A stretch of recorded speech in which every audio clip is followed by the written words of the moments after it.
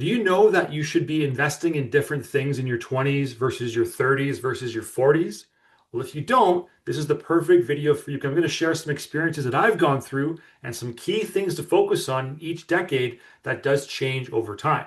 So in your 20s, right, you probably don't have that much cash coming in the door. It's not a overly lucrative time in your life. You also don't have a friggin' clue what you're doing because you just haven't got the experience yet, investing experience slash life experience to know what the heck's going on.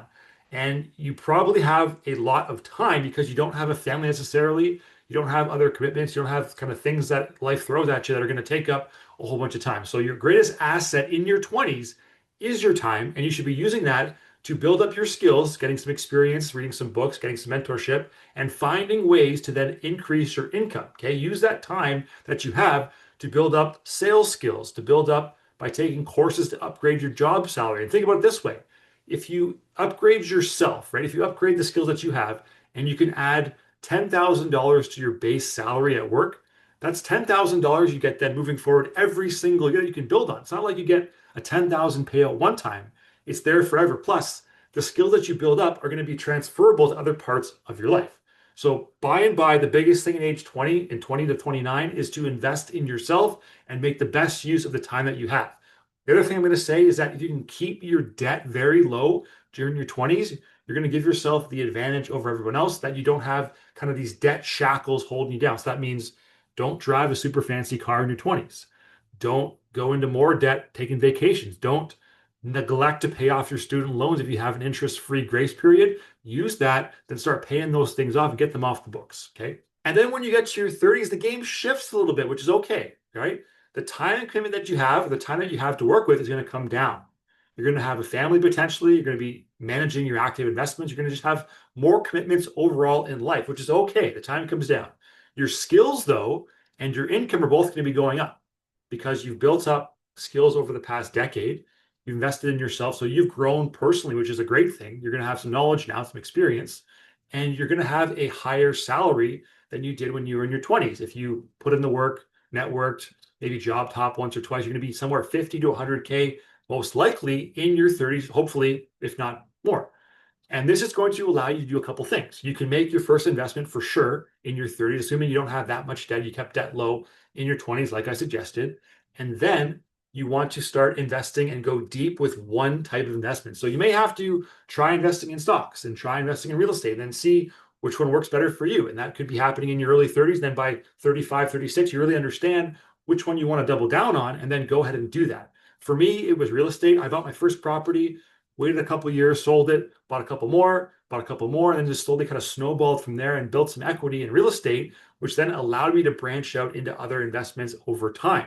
And I am almost 38 years old, soon to be. And I can tell you the other thing in your 30s you need to understand is that you want to figure out a way to get some of your time back. Okay.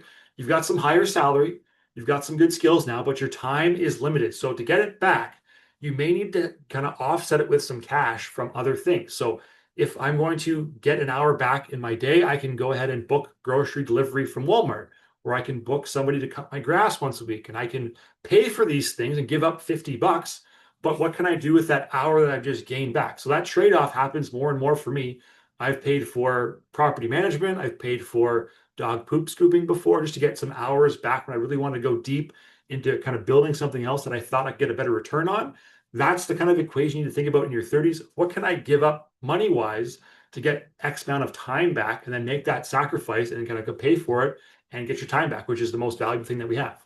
The other thing you want to try to do in your 30s is automate your investing and your money management system. So the more automated things are, again, the less time it's going to take you to manage them.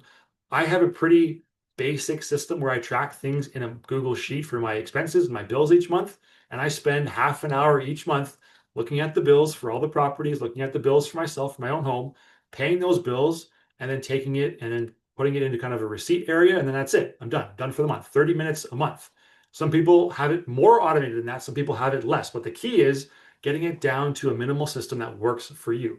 Automate your savings and investing, automate your bill paying as much as you can. And you're going to just drop the amount of time it takes to actually manage those things.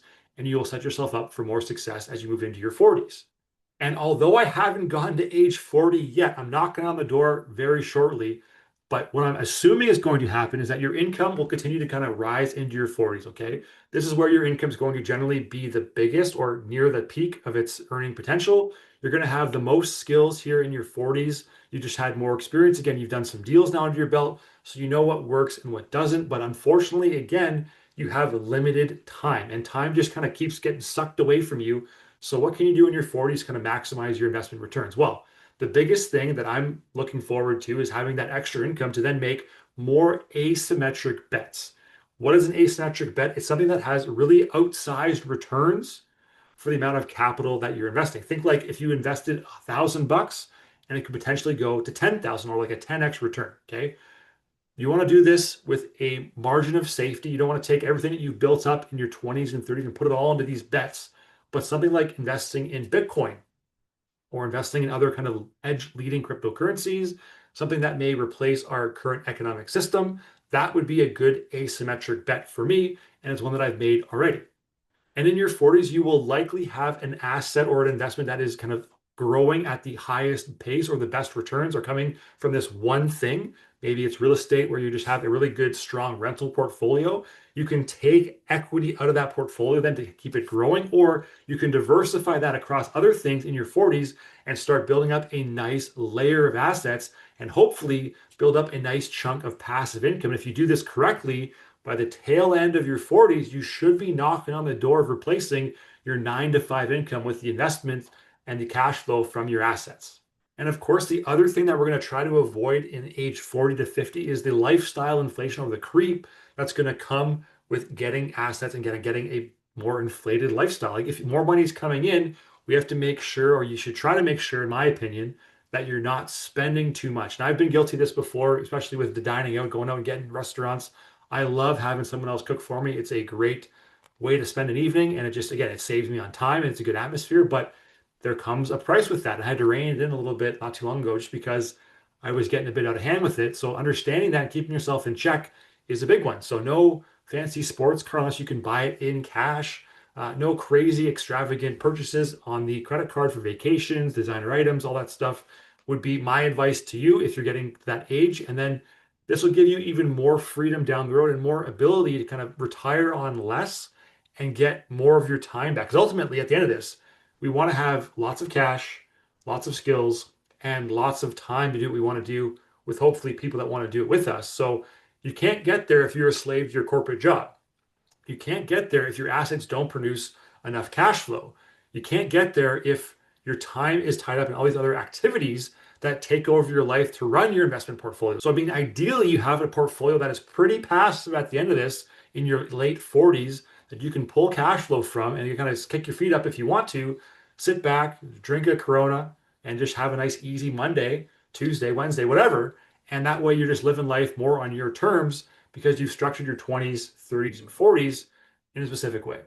Now, I don't know if there's a specific money goal or like a number that you need to hit in order to get to your retirement area. It's going to change for your location, your hobbies, what kind of lifestyle you want to have when you do get to that point. But what I do know is that I've been able to create some serious wealth for myself and my family, doing things that are easy, repeatable, almost boring at times, and following these processes in my 20s and now in my 30s. And hopefully it's going to happen the way I think it's going to in my 40s. So you now know how to invest in your 20s versus your 30s versus your 40s. And if you want some help fast tracking things, number one, leave me a comment on this video. Let me know which decade you're in and where your focus is right now. And if you want to get wealth building tips directly to your email inbox, every week I send out an email Thursday. It's a newsletter with wealth creation and wealth building strategy tips and tools. I send it out at 2 o'clock. And if you want to join that, check out the link in the description of this video. Thank you so much for watching, and I'll see you on the next one.